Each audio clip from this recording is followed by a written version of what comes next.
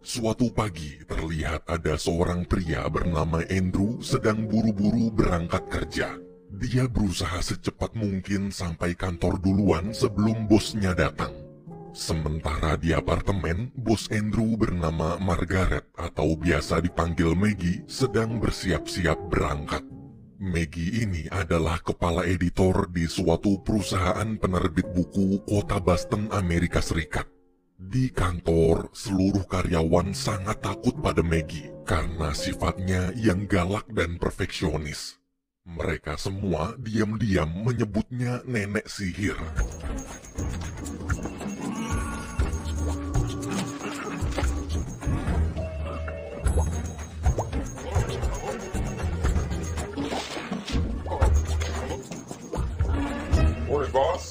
Andrew kemudian menemani Maggie ke ruangan seorang marketing kantor bernama Bob. Tanpa basa-basi, Maggie langsung memecat Bob. Cuma gara-gara satu masalah kecil yang sebenarnya bisa diselesaikan kurang dari 30 menit. Yaitu dia lupa menelpon salah satu penulis buku untuk tampil di acara TV bulan depan.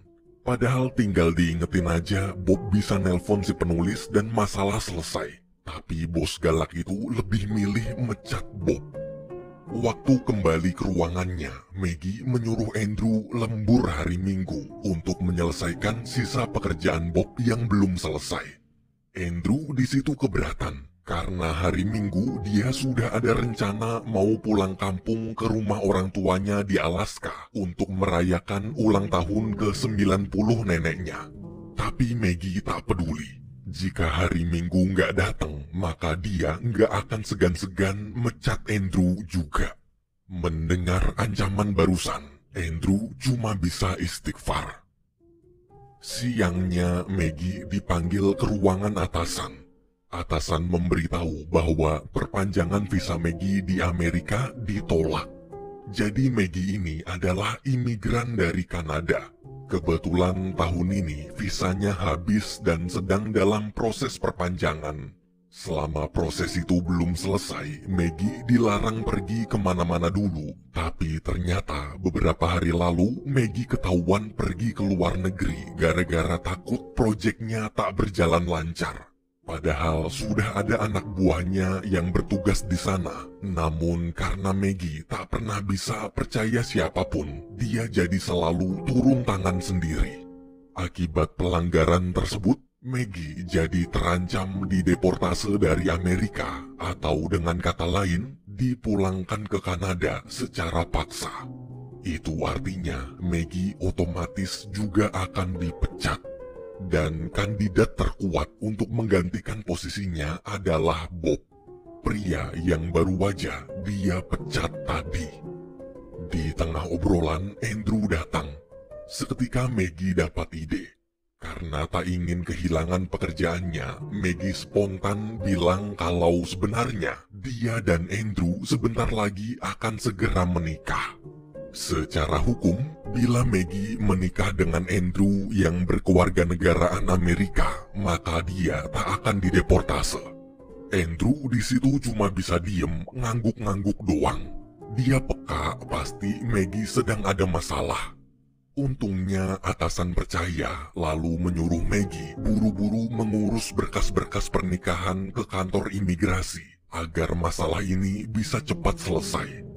Dalam hitungan detik, gosip itu pun tersebar ke seluruh karyawan kantor. Mereka semua tak menyangka Andrew mau menikahi si bos galak. Dalam ruangan Maggie, Andrew bingung dan bertanya apa maksudnya tadi. Maggie pun menjelaskan panjang lebar tentang masalah visanya. Meski kondisinya sekarang sedang butuh bantuan Andrew, namun seperti biasa, harga diri Maggie masih tetap tinggi. Tanpa minta persetujuan Andrew terlebih dahulu, dia langsung bilang kalau mereka berdua akan kawin kontrak sampai proses visanya selesai diperpanjang. Lalu bulan depannya mereka akan bercerai. Alasannya simpel, jika Maggie dideportase, posisinya akan digantikan oleh Bob. Dan karena Bob sangat membenci mereka berdua, pasti saat menjadi pimpinan nanti, Andrew akan dipecat. Bila tak mau hal itu terjadi, maka Andrew harus menuruti rencana Maggie ini. Sepulang kerja, mereka pergi ke kantor imigrasi. Dengan songong, Maggie menyuruh si petugas cepetan ngurusin berkas pernikahannya karena dia lagi sibuk. Sambil menahan kesal, petugas menjelaskan bahwa prosedur pendaftaran pernikahan dua orang yang beda kewarganegaraan itu lebih sulit dari pendaftaran pernikahan biasa. Nantinya Andrew dan Maggie harus menjalani proses wawancara secara terpisah, serta akan mendapat pengawasan khusus. Jika pernikahan ini hanya kebohongan, maka Maggie akan dideportase, serta dilarang kembali ke Amerika lagi selamanya. Sedangkan Andrew dihukum penjara selama 5 tahun, bahkan didenda $250.000 atau 3,8 miliar rupiah. Maggie di situ berusaha meyakinkan kalau pernikahan ini sungguhan. Dia dan Andrew memang beneran pacaran. Buktinya hari Minggu besok mereka berdua sudah punya rencana menginap di rumah orang tua Andrew untuk merayakan acara ulang tahun ke-90 neneknya. Alhamdulillahnya si petugas percaya, tapi dia tetap akan terus mengawasi mereka. Setelah keluar, Maggie mulai mengatur perubahan jadwal kerjanya di kantor bulan ini. Ia juga membacakan peraturan-peraturan selama proses sandiwara ini. Karena merasa dimanfaatkan, Andrew kesal, apalagi resiko kalau ketahuan terlalu besar. Jadi jika memang Maggie tetap ingin melanjutkan rencananya, Andrew minta 3 permintaan. Pertama, Andrew ingin naskah buku tulisannya diterbitkan. Kedua, dia ingin dipindahkan ke divisi editor.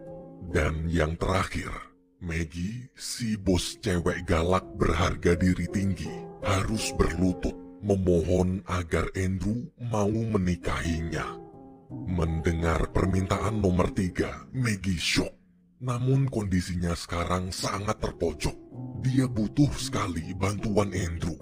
Mau tak mau, Maggie pun menyetujui semua permintaan asistennya itu. Andrew, Yes, Margaret. cherries on top. Marry me? I appreciate the sarcasm, but I'll do it. Hari Minggunya, Andrew dan Maggie berangkat pulang kampung ke Alaska. Di pesawat, Maggie mengatakan selama di Alaska, dia akan menginap di hotel aja. Maggie tahu Alaska adalah wilayah pinggiran Amerika, jadi keluarga Andrew pasti keluarga miskin. Pokoknya dia janji tak akan merepotkan. Maggie juga bilang waktu proses wawancara nanti, bila petugas bertanya mereka sering pacaran di mana, jawab aja di apartemen Maggie. Karena pasti apartemen Andrew kecil dan petugas nggak akan percaya Maggie yang jabatannya tinggi mau pacaran di sana. Mendengar ucapan barusan, lagi-lagi Andrew istighfar. Sesampainya di Alaska, mereka berdua dijemput nenek serta ibu Andrew. Sepanjang jalan, Maggie merasa aneh kenapa semua nama toko di sana sama seperti nama keluarga Andrew, bahkan brand tas yang dipakai Andrew juga pakai nama keluarganya. Di pelabuhan, Maggie izin mau pesan hotel dulu, tapi ibu Andrew memaksa tinggal di rumah aja. Karena takut dicurigai, Maggie terpaksa menurut. Namun, waktu tahu kalau perjalanan menuju rumah harus naik kapal boat, Maggie pun bingung. Ia bertanya kenapa Andrew tak pernah memberitahu kalau keluarganya sangat miskin, sampai-sampai lokasi rumahnya aja di pedalaman. Setelah menempuh perjalanan cukup lama, akhirnya mereka sampai di rumah keluarga Andrew. Rumah yang begitu megah. Ternyata pulau di sini adalah pulau pribadi milik keluarga Andrew. Tak hanya itu, semua properti serta bisnis di toko-toko tadi, bahkan bisnis di seluruh kota ini, termasuk rumah sakit dan bandara, juga adalah milik keluarga Andrew. Ketika tahu betapa sultannya Andrew, sekarang gantian Maggie yang istighfar. Dalam rumah, ternyata keluarga mengadakan pesta penyambutan kedatangan Andrew yang dihadiri 50-an orang. Maggie bertanya kenapa Andrew nggak ngasih tahu dari awal kalau dia anak sultan. Dengan santai, Andrew menjawab itu nggak penting. Lagi pula semua harta kekayaan keluarganya nggak ada hubungannya sama kerjaan di kantor. Tak lama kemudian, mantan pacar Andrew menyapa. Andrew pun memperkenalkannya pada Maggie. Sang ibu lalu memanggil dan meminta putranya itu cerita gimana waktu dia ngelamar Maggie. Karena nggak pernah diskusi soal ini, mereka pun ngarang bebas. Tapi gara-gara nggak sinkron, tuh bocah berdua jadi debat saling nyindir sifat jelek satu sama lain. Selesai cerita, orang-orang yang bahagia kemudian bersorak menyuruh mereka berciuman. Andrew lalu mencium tangan Maggie. Melihat itu, semua kecewa. Teman-teman Andrew terus memaksanya ciuman beneran. Agar tak dicurigai, mau nggak mau mereka berdua pun berciuman. Setelah ciuman, Maggie dan Andrew canggung. Di kamar, mereka akhirnya bisa istirahat. Sayangnya cuma ada satu kasur, jadi Andrew terpaksa tidur di karpet. Esok hari, Maggie dapat telepon dari kliennya. Ketika sedang serius teleponan, anjing keluarga Andrew gangguin dia terus. So many years you have doggone on the phone. We should all be Russian, and I think that your words is wrong. Frank, give me that dog! Come on, Frank. Okay. Frank, so sorry. I dropped your legacy, this book, and I think I sell you on anything, but my phone is on all the time. Okay, bye-bye. No, look here. Take the dog. I know. Tell her we have a big surprise. Di tengah kepanikan, Andrew datang. Maggie ngadu ke calon suaminya itu kalau barusan ada burung elang ngambil HP-nya. Sebagai calon suami yang baik, walaupun cuma pura-pura, Andrew bilang nanti dia akan membelikan HP baru buat Maggie. Andrew lalu menyuruh Maggie memeluknya karena di jendela ada ibu dan nenek lagi ngeliatin mereka berdua. Siang hari, Andrew menemui sang ayah yang sedang bermain golf. Ayah Andrew memberitahu kalau sebentar lagi dia akan pensiun, jadi dia berharap Andrew mau meneruskan bisnisnya. Mendengar obrolan yang ternyata sudah berulang-ulang kali diobrolkan itu, Andrew kesal. Dari dulu ayahnya selalu memaksa meneruskan bisnis, bahkan sampai menjodohkan dengan anak rekan bisnisnya. Padahal dari kecil, cita-cita Andrew sederhana. Dia hanya ingin menjadi editor yang bisa menerbitkan bukunya sendiri. Andrew di situ menegaskan bahwa dia sudah dewasa dan sudah tak mau dipaksa-paksa lagi. Jika bukan karena ulang tahun nenek, dia juga tak mau pulang ke sini. Di sisi lain, terlihat ibu, nenek, Maggie, serta mantan pacar Andrew pergi ke bar khusus wanita. Sesuai tradisi, sebelum menikah, mereka harus mengadakan pesta untuk melepas masa lajang Maggie terlebih dahulu. Tapi gara-gara pesta semakin liar, Maggie memilih nyari udara segar keluar. Di luar, mantan pacar Andrew menghampiri. Ia memberi selamat dan mengatakan Maggie adalah wanita beruntung karena bisa dapat pria baik seperti Andrew. Dia juga cerita bagaimana kenangan indahnya waktu dulu masih pacaran. Mendengar cerita itu, Maggie terlihat tak peduli. Namun dia bingung kenapa dia merasa di hatinya seperti ada perasaan aneh. Hatinya terasa sedikit cemburu. Ketika pulang, mereka melihat Andrew sedang melampiaskan amarahnya dengan mengkampak kayu sambil mendengarkan musik. Sang ibu yang tahu setiap kali anaknya begitu, pasti dia habis berantem sama ayahnya. Ia pun langsung memarahi suaminya. Dari dulu, pertengkaran ayah anak tersebut tak pernah berubah. Kenapa suaminya selalu egois memaksa Andrew mengurus bisnis keluarga, padahal dia selalu menolak?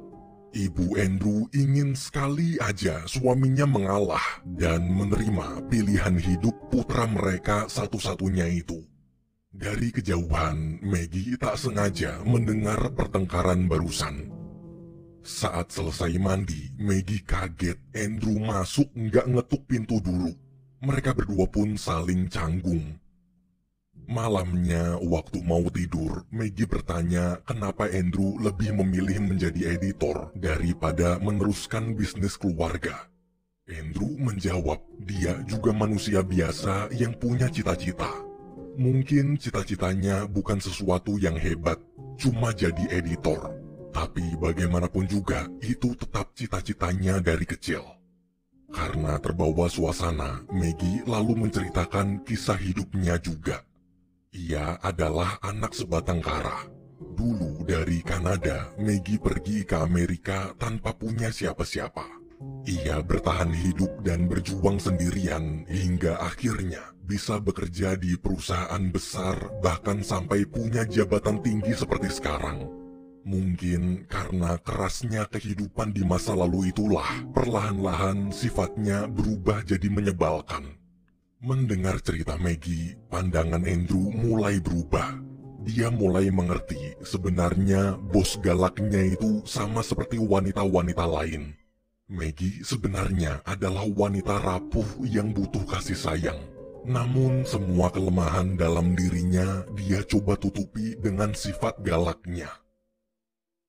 Esok pagi, waktu lagi enak-enak tidur, Maggie kaget mendengar ada yang mengetuk pintu kamar.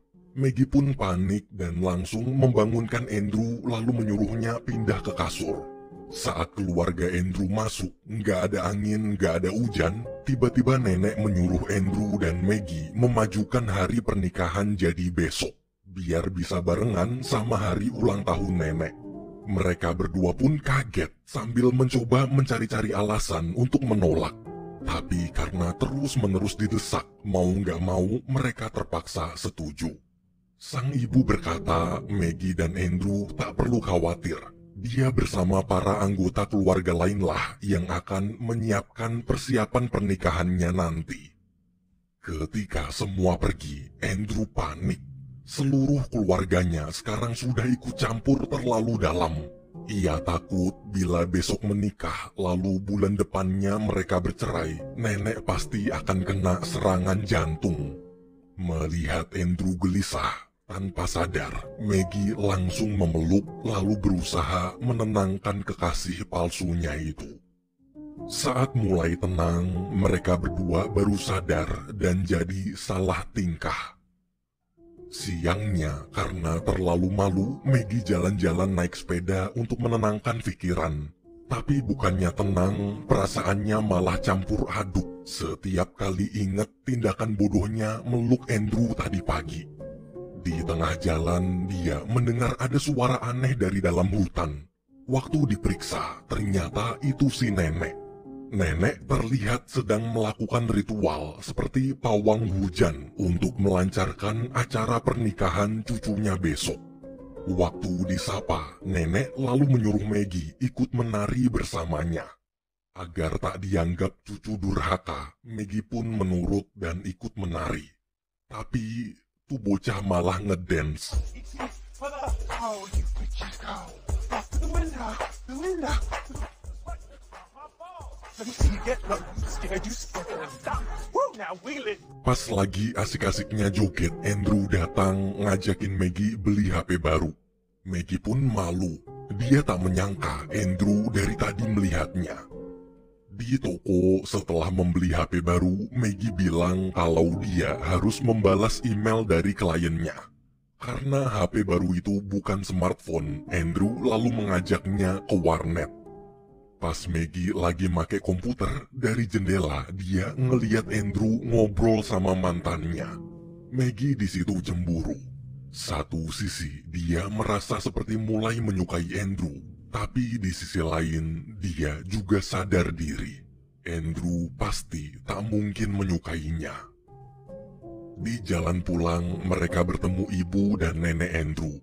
Sebelum ke rumah, nenek menyuruh Andrew menunggu di kapal boot lalu meminta Maggie ikut bersama mereka. Di toko baju, ketika mencoba gaun, nenek cerita gaun yang sedang Maggie pakai sekarang ini dulunya juga adalah gaun yang nenek pakai waktu menikah. Tak hanya gaun, nenek juga memberikannya sebuah kalung berusia ratusan tahun, hadiah turun-temurun peninggalan dari kakek nenek buyut keluarga Andrew. Sudah lama, nenek ingin sekali memberikan kalung tersebut ke calon istri Andrew, dan sekarang keinginannya akhirnya terwujud. Nenek percaya Maggie pasti bisa menjaganya. Mendengar ucapan nenek, Maggie terharu. Setelah bertahun-tahun lamanya hidup sendirian, baru kali ini dia bisa merasakan lagi bagaimana kehangatan kasih sayang keluarga. Ketika jalan pulang, tiba-tiba Maggie mengambil alih kemudi kapal boot lalu menyetir dengan kecepatan penuh. Maggie bilang pada Andrew kalau dia tak bisa meneruskan sandiwara ini lagi. Ia tak tega harus membohongi keluarga Andrew yang selama ini sudah sangat baik. Andrew di situ panik sambil terus berusaha menenangkan Maggie.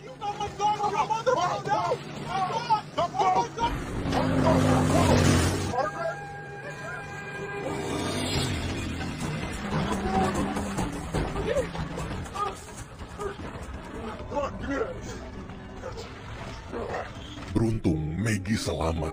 Andrew terlihat sangat khawatir, seakan tak ingin kehilangan Maggie. Sesampainya di rumah, ayah Andrew mengajak mereka berdua bicara ke gudang.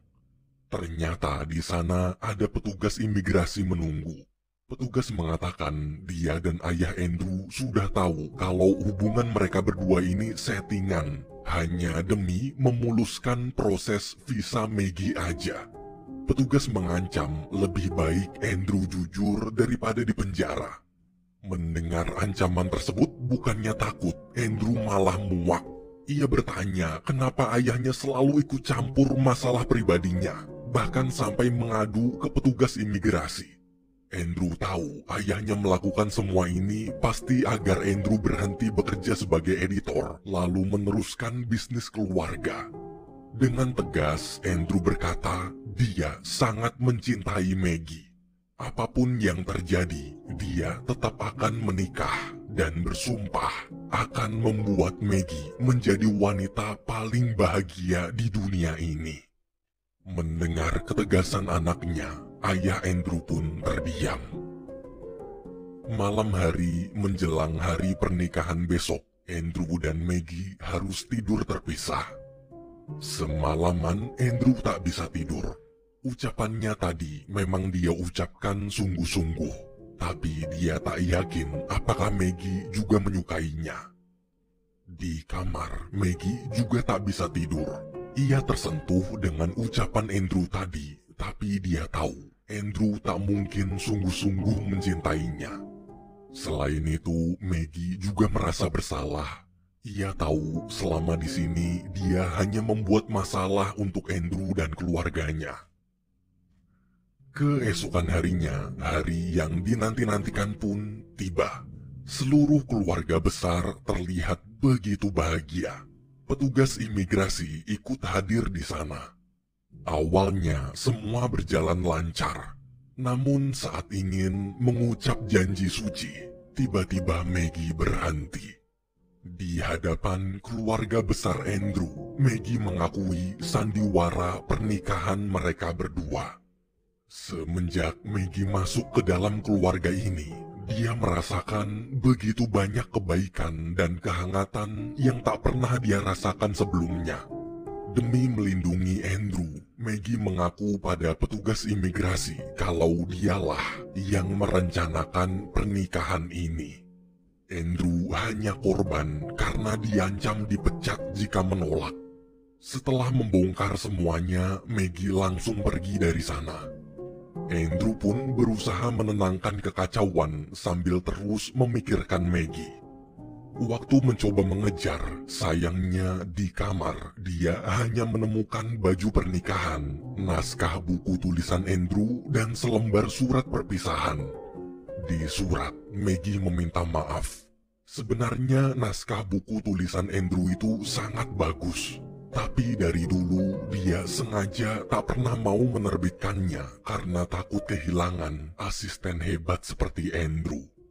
Sebelum kembali ke Kanada nanti, Maggie janji akan menerbitkan buku tersebut. Saat mantan Andrew datang, dia bertanya kenapa hanya diam aja. Jika memang cinta, Andrew harus mengejar cintanya. Mendengar kalimat barusan, Andrew bergegas lari. Sementara di kapal boot, petugas mengantarkan Maggie pulang. Petugas mengatakan dia memberi Maggie waktu sampai besok untuk mengemasi barang-barang dan keluar dari Amerika. Di sisi lain, di luar rumah, lagi-lagi sang ayah menghadang dan menyuruh Andrew berhenti bertindak bodoh. Melihat perdebatan ayah anak yang tak pernah berakhir itu, nenek jatuh pingsan kena serangan jantung. Tak lama kemudian, pesawat ambulan datang. Dalam pesawat, nenek yang terlihat sudah sangat lemah menyuruh anak dan cucunya baikan. Sebelum meninggal, nenek ingin mereka belajar dewasa saling menghargai keputusan satu sama lain.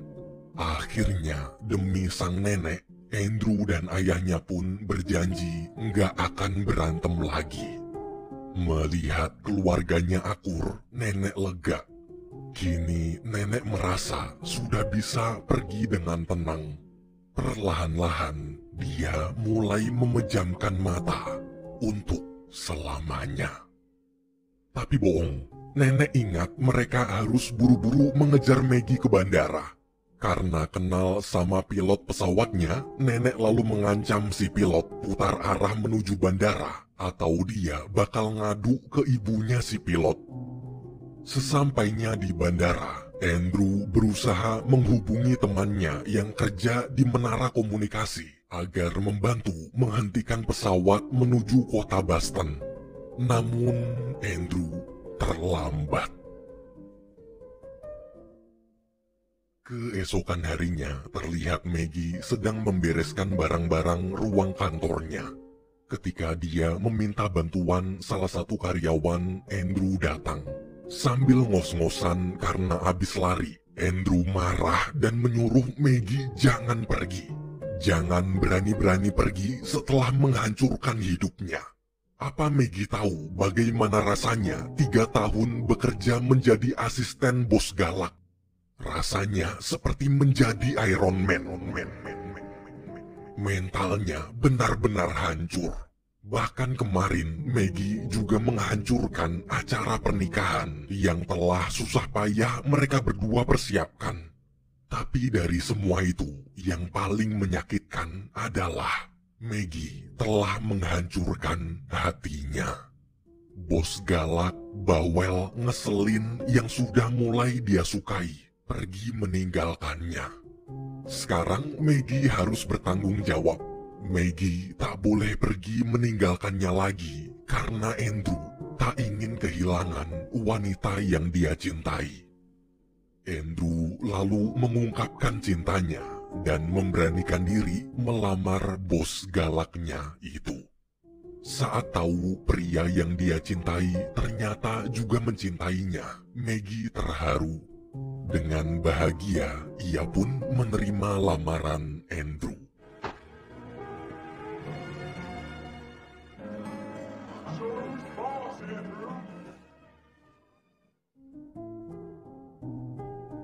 Beberapa hari kemudian, Maggie dan Andrew pergi ke kantor imigrasi lagi untuk mengajukan proses pernikahan ulang. Walaupun masih kesal karena sebelumnya dibohongi, petugas memutuskan tetap memberi mereka kesempatan kedua. Tapi dengan syarat, jangan lagi ada dusta di antara kita. Setelah Andrew dan Maggie siap, petugas pun berkata